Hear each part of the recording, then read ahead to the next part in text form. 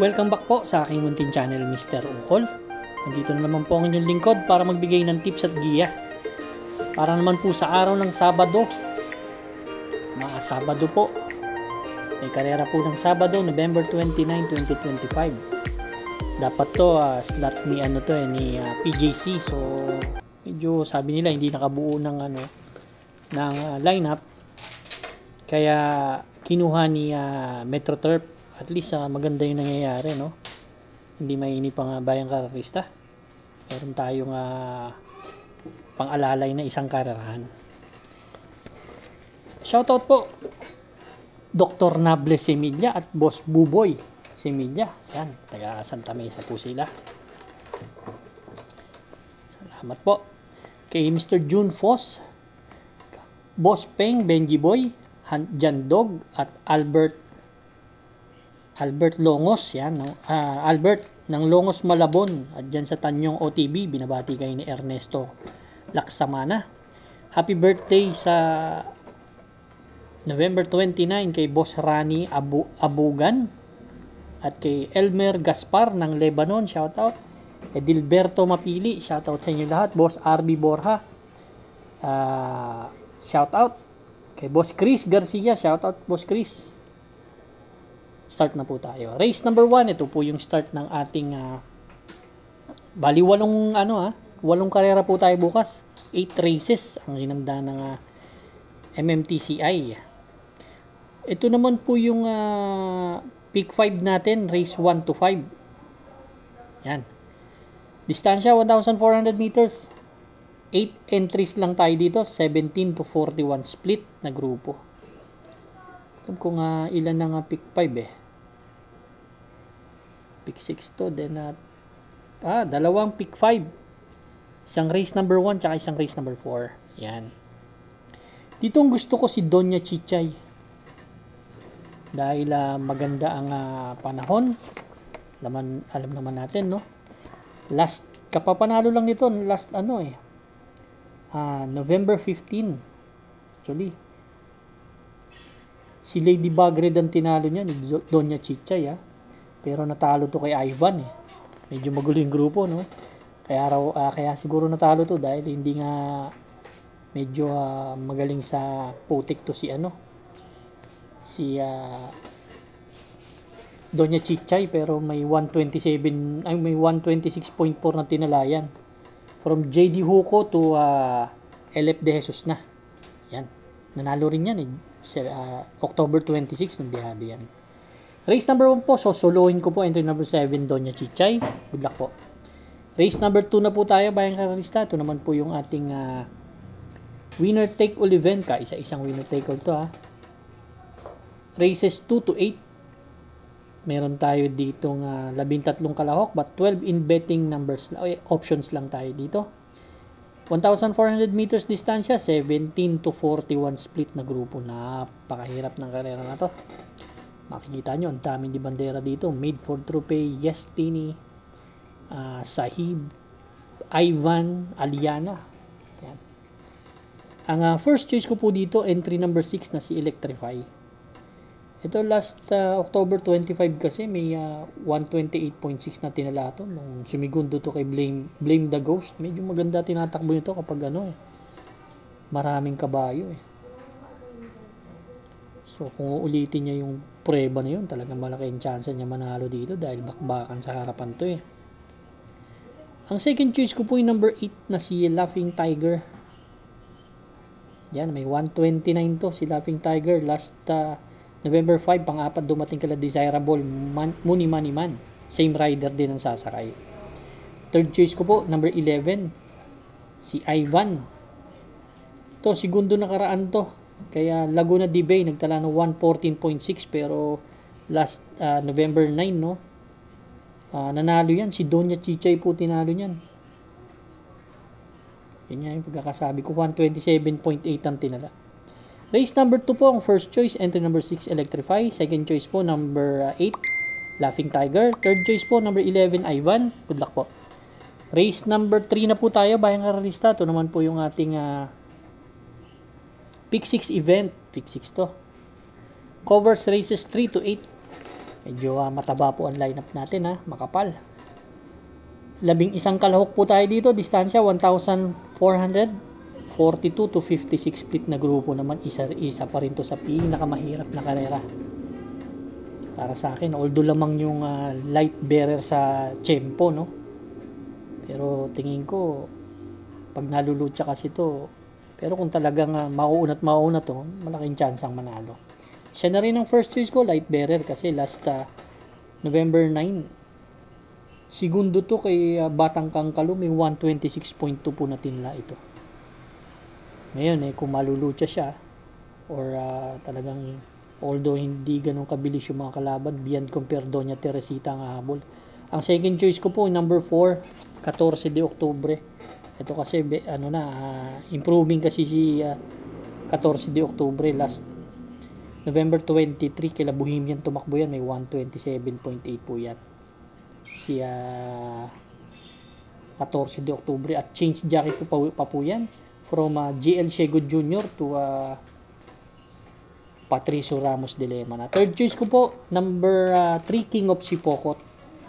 Ito naman, tersero dumating kila Guerrero Warriors at kila Malabon King, may 128.4. Race number 3 ang first choice, number 1, Light Bearer.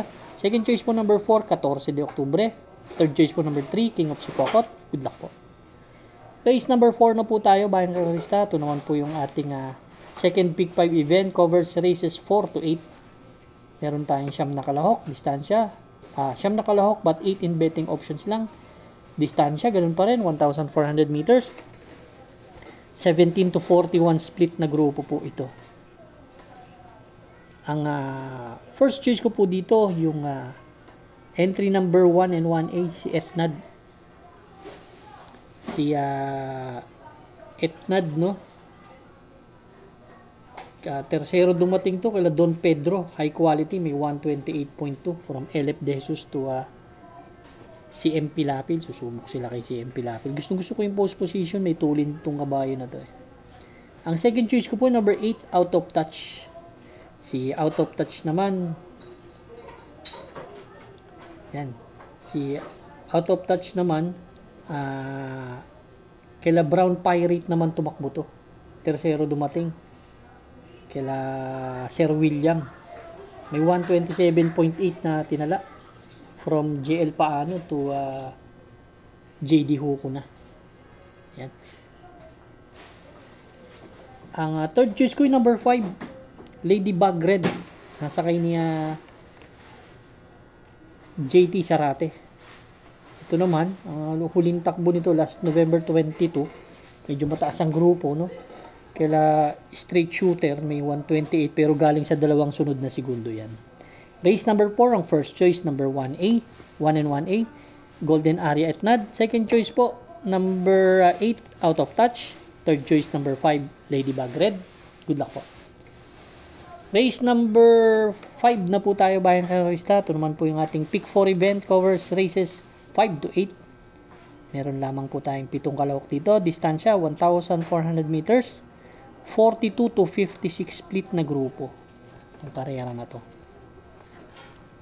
First choice po, number 2, Daily Burn.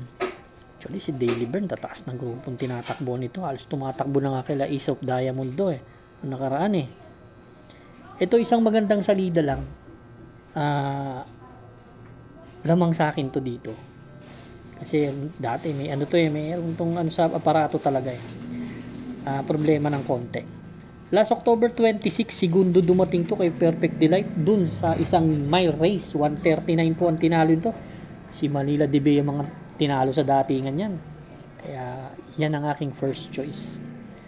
Ang second choice ko po, number 3 na si More Than a Mule.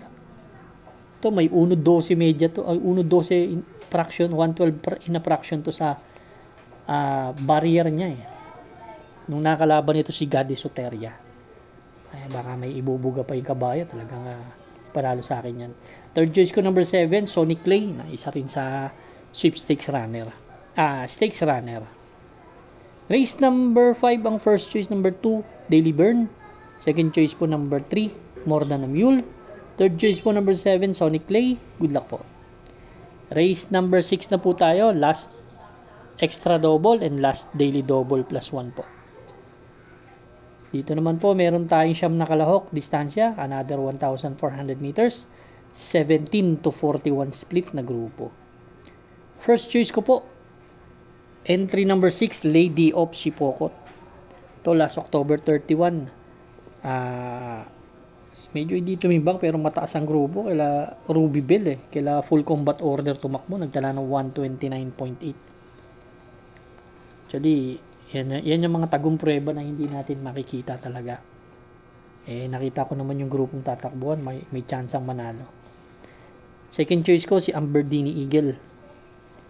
YL Bautista ang may sakay. Ito, kumilos na rin nakaraan to. Isang matuli na kabayo pero pwedeng parimatiin si Amberdini Eagle yan. Ang third choice ko, number 2, Impressive Victory. Galing sa panalo to. Ang tinalo nito si Raven at si Aliana. Kaya race number 6 ang first choice, entry number 6, Lady of Sipokot. Second choice number 5, Amberdini Eagle. Third choice po number 2, Impressive Victory. Good luck po. Race number 7 na po tayo, bayang race na. The penultimate race. Meron po tayong siyam na kalahok dito. Distansya 1,400 meters po. 17 to 41 split ang grupo. First choice po, number 3, Golden Aria. Actually, marami dito tinalo na ni Golden Aria. Tulad ni Blame the Ghost, tinalo na ni Golden Aria yan. Maganda lang kay Golden Aria, may remate itong kabayo na to Ang tinalo nito last October 5, sila River South, nagtala ng 127.4. Nandoon si Blame the Ghost nung nakalaban niya to. Yan ang aking first choice. Second choice ko, number 4, Axis Deviation. Ito naman si Axis Deviation, segundo naman to kaya Gold Rush nakaraan doon sa maiksing karera sa 113.8 from JL Santiago to Jeffrey Bakaykay na. Actually, sinasakyan talaga ni Jeffrey yan. Race number 7, kung may mga kursunada, dagdag lang po. Pero ako ang first choice number 3, Golden Jaraywa. Second choice number 4, Axis Deviation. Good luck po. Race number 8 na po tayo. Last and final race for Saturday afternoon racing. Paratingan po ng ating mga exotics. Winner take all, pick 6, pick 5, pick 4. Last extra double and last daily double plus 1. We have 11 entries to. Then 10 in betting options lang tayo. 1,400 meters distance, 42 to 56 split na grupo. First choice po. Galing sa dalawang dikit na panalo. Top of the line. Gusto ko lang kay top of the line. Bukod sa nasa kondisyon walang pinipiling distansya. Huling panalo nito last November 15 kung dito sa Metro Turf. Dreams of the World ang tinalo nito, then tinalo niyan sa kabila naman sila sa last November 8 naman sa Metro Turf din. Si Magnolia Ariana, bagsikat din. May best time na 126.8. Second choice ko, coupled entry, Take a Chance, My Boy Lollipop.